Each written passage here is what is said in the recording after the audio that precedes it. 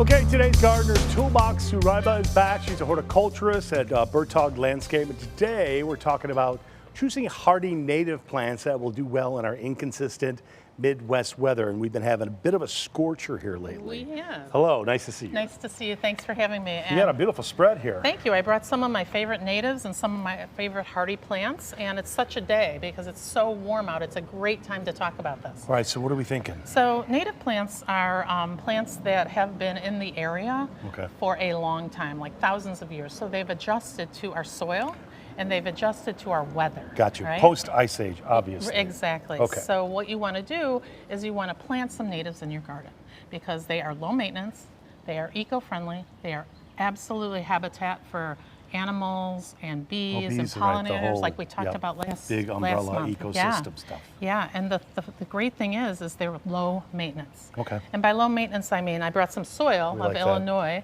to show you. Okay. And here's our soil, which everybody knows is terrible, right? Yeah, not too good. It has clay in it.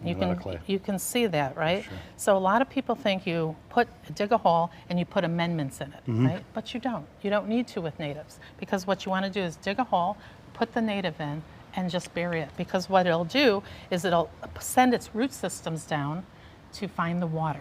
Okay. If you indeed, we have some soil here, if you indeed did put soil and other amendments in it, what it would do is it would keep the plant's root systems up here where all that nice soil is, and then in like a year or two, you're going to have a dead plant. Okay. So natives need this soil. That's what they're used to.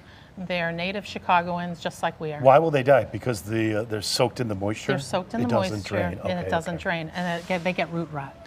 But what you can do after you plant, you can put something like leaf mulch on top of it to keep the moisture in. Okay, so that is the X factor. Yes. So what you want to do is very easy, and that's why I'm here today, is to have natives, and like you can see, there are a lot of different natives. Like this one here is called a sneezeweed. And it has a yellow flower. A lot of these aren't blooming yet, but they bloom in the summer. No no sneezing. Smell. No. It's not pungent. No, but what they used to do back in the old days is they would take these leaves and they would dry them. And they would grind them up, and then they would make you sneeze, thinking that would expel illness or evil spirits, and hence that's what the name is. Never mind spreading germs. Yeah, they didn't worry about that back then. And then the taller one is a compass plant. This one. Yeah, which is also very interesting. This gets super tall, but the leaves, after you plant it, will adjust to east-west and north-south. So people used to be able to tell directions with what do you call the things that are like sticking out on it? These are just the little hairs. Yeah, the little hairs. Yeah. It's obviously designed to protect the plant. Yeah. And so that's another plant. But we have all different kinds, like coneflowers, which this is a native coneflower. Now, when you go to your nursery, they have all different kinds of coneflowers, but this is the original native coneflower. Do the bees like this kind of thing? They do, and the bees like all of these, and we have a lot to show you. That's what's so beautiful about these. Look, there's a butterfly right there. Yeah.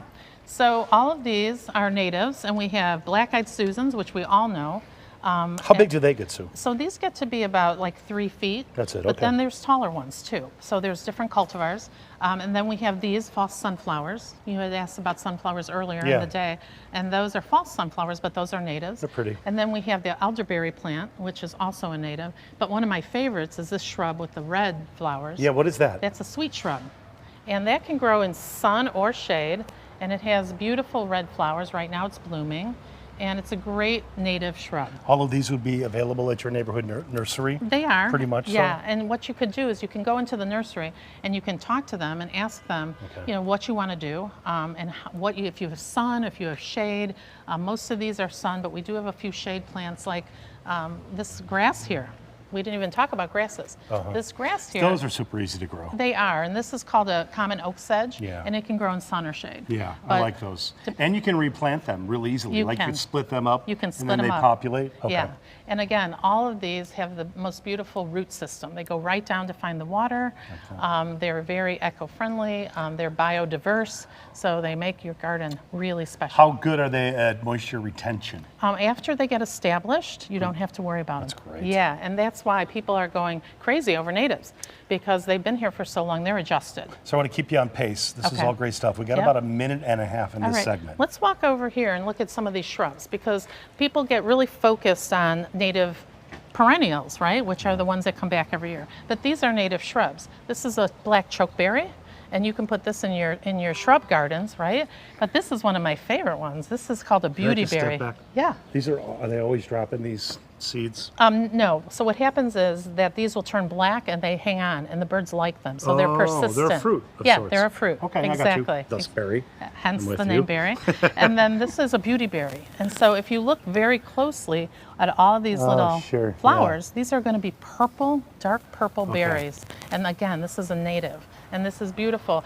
So what I would do is I would put these in the back, and then I would line them with natives in the front, that's the a good idea, for perennials, sure. which would make a really beautiful Because these are presentation. going to grow bigger and fuller, and you These can will grow always bigger. trim them, Yeah, whatever, and absolutely. then those are like their Absolutely. little step cousins down there. Yeah, and I would start small. I mean, it can be overwhelming. There are a lot of books that you can check out from the library. Yeah. There are lots of things on Amazon where you can find, but take 1 or 2 plants and start a native area. Is this our coup de grace right here? Ah, yeah, this is our vegetable garden. Look yeah, how it's good good. it's good. It's growing great. Really good. Now, the other thing is with vegetable gardens we talked about all the time is you need to put amendments in the vegetable garden, right? Okay, yes. As unlike the natives or the hardy plants where you dig a hole, you put it in, you bury it. It's all great stuff. Thank you so much. My tomatoes are doing great. Zucchini too. Good. Some of the other stuff I got to talk to you about. All right. You can get an extra dose of plant help when Bob Bertog join WGN Radio's Lou Manfredini for a live episode of House Smarts. The live broadcast is going to be at Lurvie's Home and Garden in Des Plaines.